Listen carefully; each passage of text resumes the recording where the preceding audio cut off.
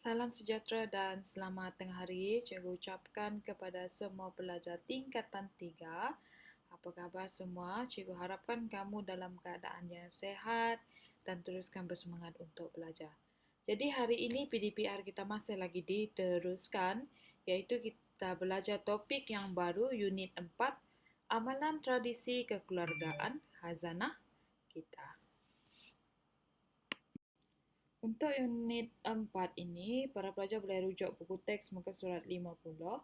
Jadi dalam topik ini, kita akan mempelajari tentang amalan tradisi kekeluargaan dalam sesuatu kaum, mengetahui kepentingan mengekalkan amalan tradisi. Yang ketiga, kita menilai keistimewaan amalan tradisi kekeluargaan, serta yang keempat, menghubung kait pengabaian amalan tradisi kekeluargaan dengan kesannya. Kita akan lihat satu persatu di slide yang seterusnya. Jadi nilai yang akan dipelajari dalam topik ini ialah baik hati, hormat, kasih sayang, kerjasama dan juga rasional. Baiklah, cikgu teruskan. Apakah yang dimaksudkan dengan tradisi? Adakah tradisi ini adalah sesuatu makanan ataupun jenis gambaran ataupun laman sosial? Tradisi ini maksudnya ialah sesuatu kebiasaan ataupun amalan yang sudah sebati serta diwarisi secara turun-temurun oleh sesuatu kaum. Tak kisahlah kaum Cina kah, kaum Melayu kah, kaum Iban kah, kaum orang Ulu. Jadi semua kaum mempunyai tradisi masing-masing. Iaitu dari segi kepercayaan, dari segi norma, dari segi adat resam, terpulang kepada kaum tersebut. Jadi semua mempunyai tradisi ataupun juga kebiasaan yang diamalkan oleh sesuatu kaum tersebut. Cikgu harap semua masih ingat lagi apa maksud norma masyarakat, iaitu boleh kita katakan sebagai kebiasaan. Apa yang selalu kita buat, apa yang diterima oleh masyarakat, diterima oleh undang-undang selaras dengan prinsip rukun negara, itu yang dimaksudkan dengan norma masyarakat. Okey, baiklah. Gambar raja yang cikgu tunjukkan dalam slide ini, cikgu ambil daripada buku teks. Jadi sebab itu cikgu kata tadi boleh rujuk buku teks masing-masing. Seandainya dekat slide cikgu ini kurang jelas. Jadi dekat sini ada beberapa contoh amalan tradisi kekeluargaan sesuatu kaum. Okey, kita boleh lihat yang pertama, gambar raja yang pertama, iaitu kaum Cina. Okay. Jadi kita dah tahu kalau perayaan yang pertama ataupun cuti kita yang pertama adalah dimulai dengan cuti perayaan Tahun Baru Cina. Okay, jadi untuk amalan tradisi kaum kekeluargaan Cina ini adalah makan besar bersama anggota keluarga malam sebelum Tahun Baru Cina. Yang kedua, menjemput orang yang lebih tua seperti datuk dan nenek untuk makan. Yang ketiga adalah memakai pakaian berwarna merah semasa Tahun Baru Cina. Jadi mereka katakan adalah warna merah untuk Tahun Baru Cina adalah just a blessing for them. Jadi adalah satu ong bagi mereka untuk memakai pakaian yang berwarna merah sewaktu menyambut Tahun Baru Cina. Jelas tentang ini? Betulkan cikgu? Kalau cikgu silap, nanti boleh bincang dalam grup. Okay? Kalau ada kekurangan isi. Seterusnya ialah amalan tradisi kaum India. Yang ni kita mungkin kurang biasa ataupun kurang penjelasan tentang ini sebab kurangnya rakan yang berbangsa ataupun yang kaum India ni lah dekat sekolah kita. Adalah beberapa orang pelajar kita, tetapi mungkin kamu kurang berkawan dengan mereka ataupun bukan sebaya kamu, jadi kuranglah persahabatan kamu dengan situ. Kita boleh tahu tentang amalan ini ataupun tradisi kekeluargaan bagi kaum Cina, di mana mengikat 2 batang pokok pisang. Okay, kamu boleh lihat dalam gambar rajah ini. Okay. Di halaman rumah pengantin lelaki dan juga pengantin perempuan. sebagai lambang penerusan warisan. Jadi sekiranya bagi kaum India yang baru saja mendirikan rumah tangga ataupun baru saja berkahwin, jadi mereka akan mengikat dua batang pisang ini dekat rumah masing-masing untuk melambangkan penerusan warisan. Maknanya mereka bertambah ahli keluarga lah. Yang kedua, menggantung labu di halaman rumah sebagai tanda mengalihkan mata jahat. Okey, ini adalah kepercayaan mereka. Jadi jangan pula selepas kamu belajar ni kamu ambil pula labu untuk gantung depan rumah kamu. Itu adalah kepercayaan kaum India, maafkan cikgu. Jadi ini adalah merupakan satu informasi bagi kita lah. Seterusnya, mendidihkan susu dalam periuk tanah semasa masuk ke rumah baru sebagai tanda kebahagiaan. Okey, ini adalah cara bagaimana kaum India untuk blessing rumah. Okey, contohnya kalau kita, contohnya yang Kristian, mereka akan mulakan dengan bacaan doa. Itu ikut kaum tertentulah. Kita tak boleh katakan okey kaum India salah, kaum Cina ini salah, tak boleh. Ini merupakan tradisi sesuatu kaum. Okey, kita hanya belajar tentang kaum-kaum tersebut. Okey, kita jangan kaitkan dengan apa yang kita tahu. Maksud cikgu, pengalaman yang kamu ada, kamu jangan compare dengan kaum yang lain. Okey, seterusnya,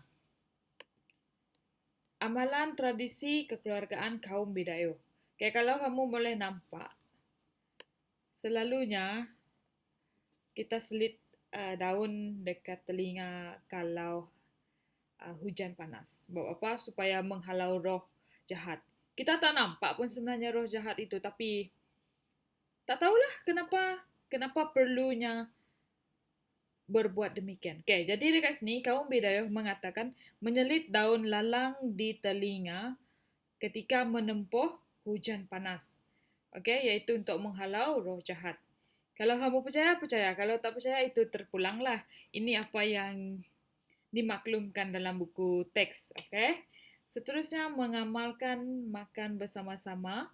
Okay, yang ini memang sudah pasti. Dan seterusnya, menganggap orang yang sama nama ini adalah adik-beradik. Contohnya Kelvin dan Kelvin, Jonathan dan Jonathan. Okey. Faham tentang ini kelas? Cikgu sambung balik. Contoh amalan tradisi kekeluargaan. Okay, ini bagi kaum Melayu iaitu duduk bersila di atas lantai bagi lelaki dan juga duduk bersimpuh bagi perempuan. Bersalam sambil mencium tangan orang yang lebih tua. Seterusnya ialah membongkokkan badan apabila lalu di hadapan orang tua ataupun yang lebih lagi berusia daripada kamu sebagai tanda hormat. Yang ini memang kebiasaan yang selalu kita buatlah. Walaupun kita bukan dari kaum Melayu tetapi dari kaum-kaum yang lain pun cikgu rasa amalan seperti membongkokkan badan ini sewaktu melalui ataupun limpas orang yang lebih tua daripada kita, memang kita akan membongkokkan badan kita. Okay, itu sebagai tanda hormat. Okay, gambar rajah yang seterusnya, upacara perkahwinan yang diamalkan sebagai tradisi kekeluargaan kaum Cina. Kita boleh lihat dekat situ, memakai pakaian baru, kemudian melamar pengantin perempuan, menghidangkan teh kepada orang tua. Okay, ini yang merupakan amalan tradisi kekeluargaan kaum Cina. Seterusnya ialah tradisi kekeluargaan kaum Iban. Kita boleh lihat dekat situ gambar raja yang pertama.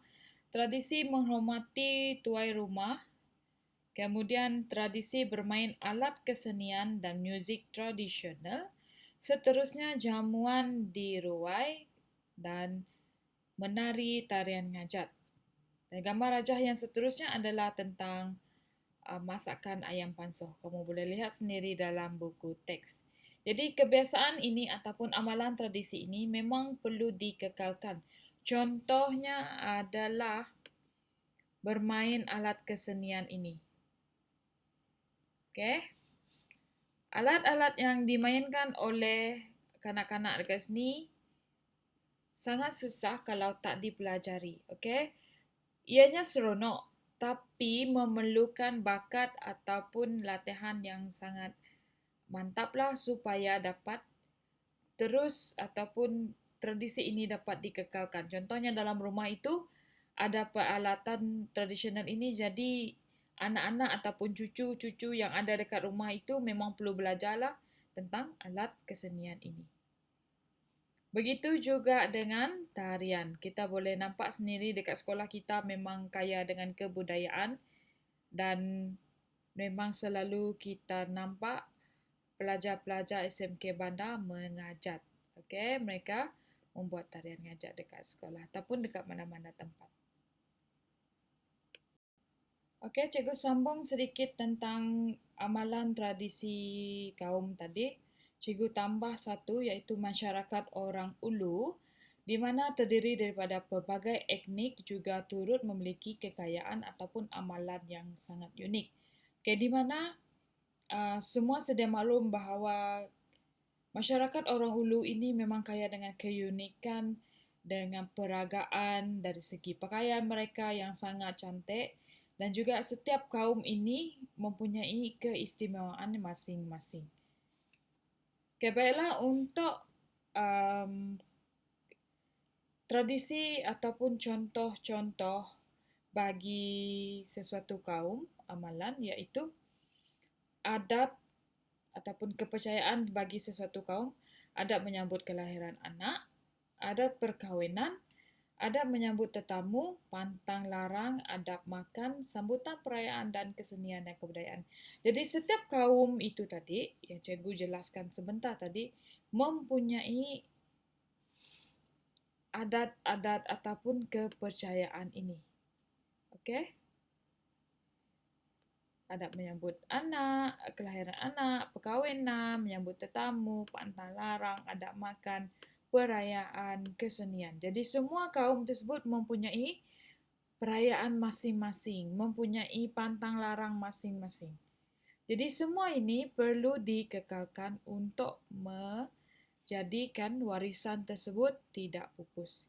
Okay, kita akan lihat sebentar nanti kepentingan mengekalkan amalan tradisi ini.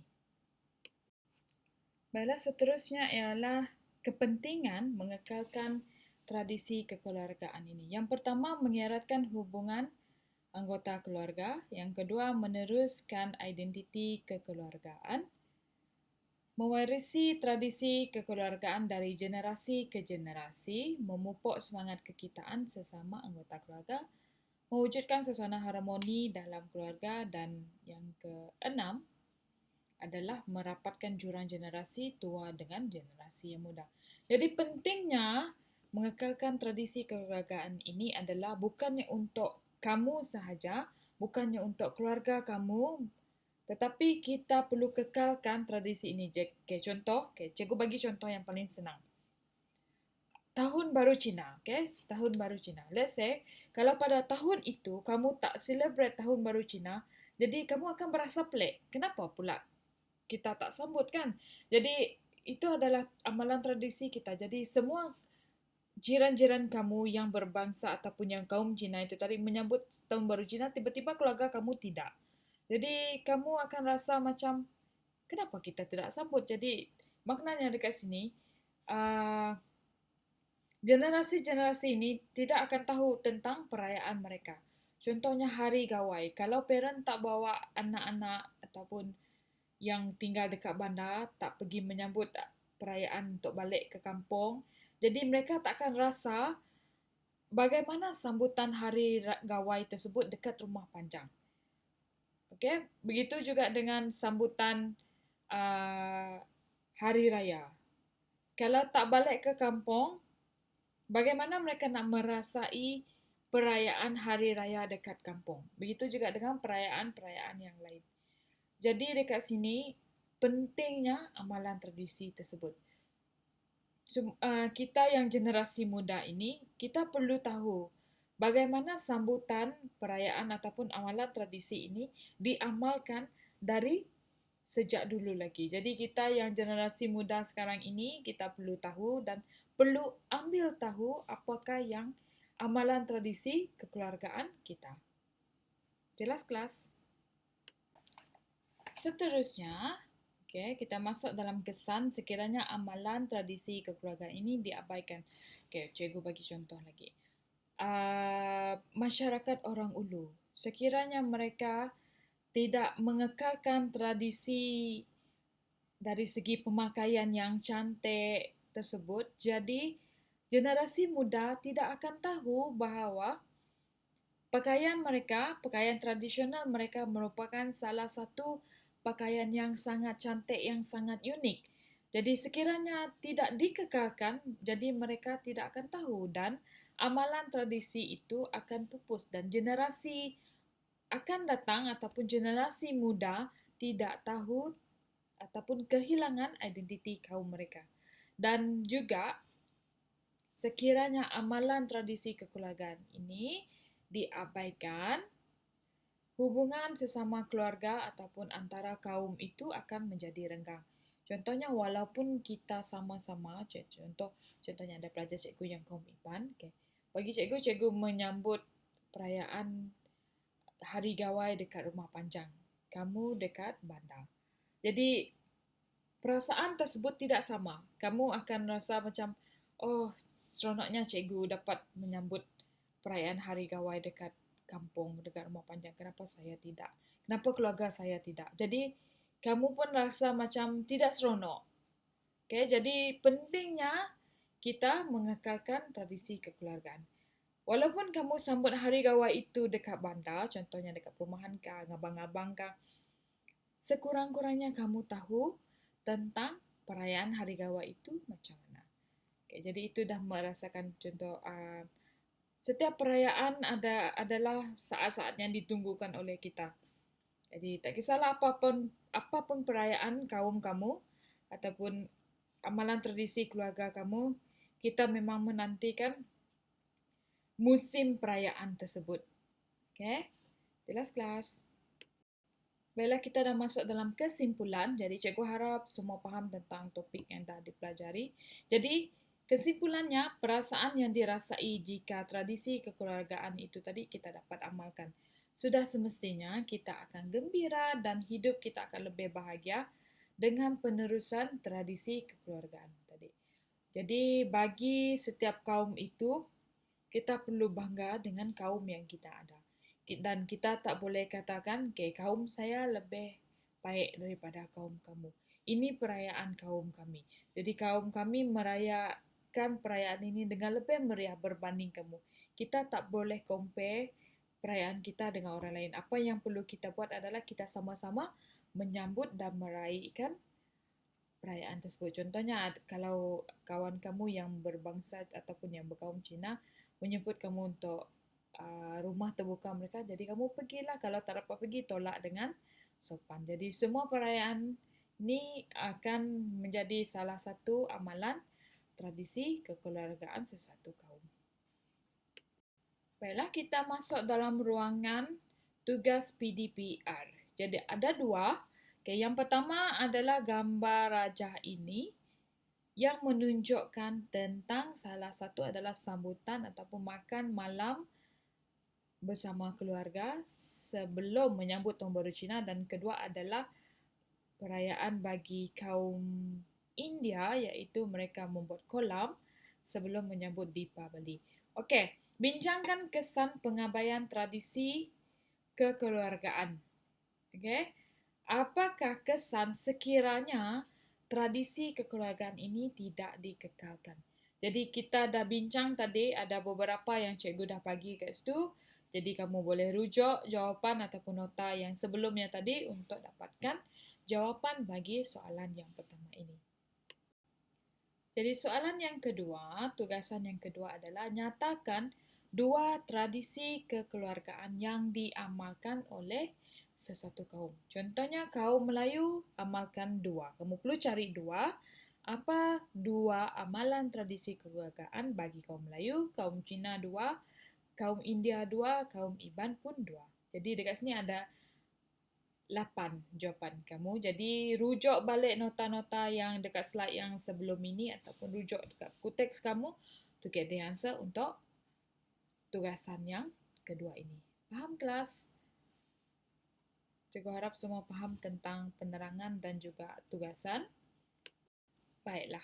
Jadi di penghujung slide ini, cikgu nak tekankan sekali lagi di mana pengekalan tradisi kekeluargaan ini perlu kita buat. Tak kisahlah generasi muda sekarang kah, kamu kah, cikgu kah. Jadi kita sama-sama mengekalkan tradisi kekeluargaan kita supaya terus-menerus menjadi warisan kita. Okey, terus-menerus menjadi sesuatu keistimewaan bagi kaum kita lah. Jadi untuk tugasan ataupun peringatan, tugasan yang tadi itu perlu salin dalam buku pendidikan moral. Sangat ringkas dan cikgu harap semua boleh beri kerjasama. Cikgu memang limitkan masa kamu untuk kamu buat tugasan pendidikan moral. Jadi tugasan perlu dihantar dalam WhatsApp group. Tak dapat siap hari ini, hantar esok pun boleh. Jadi sebarang persoalan atau kurang jelas dan tidak faham dengan penjelasan cikgu tadi, boleh hubungi cikgu. Okay? Jadi kelas, terima kasih untuk kehadiran hari ini. Terima kasih atas kerjasama kamu. Kamu dah mendengar ataupun menonton video ini dengan teliti. Dan seandainya anda masalah ataupun tidak faham, ataupun maklumat yang cikgu berikan tadi itu ada silap, boleh maklumkan pada cikgu. Cikgu akan betulkan semula. Jadi cikgu harap kamu sentiasa terus bersemangat belajar. Kita jumpa lagi pada kelas yang akan datang. Terima kasih kelas dan stay safe. Thank you. Bye.